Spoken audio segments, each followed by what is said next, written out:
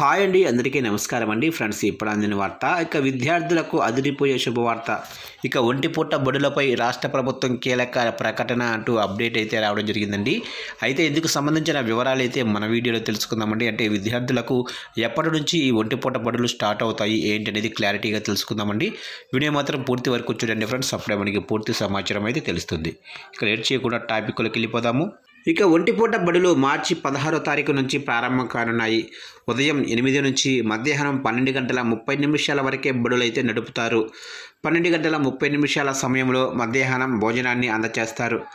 10వ తరగతి పరీక్షా కేంద్రాలున్న సెంటర్లలో మధ్యాహ్నం 1 గంట నుంచి సాయంత్రం 5 గంటల వరకు నడుపుతారు.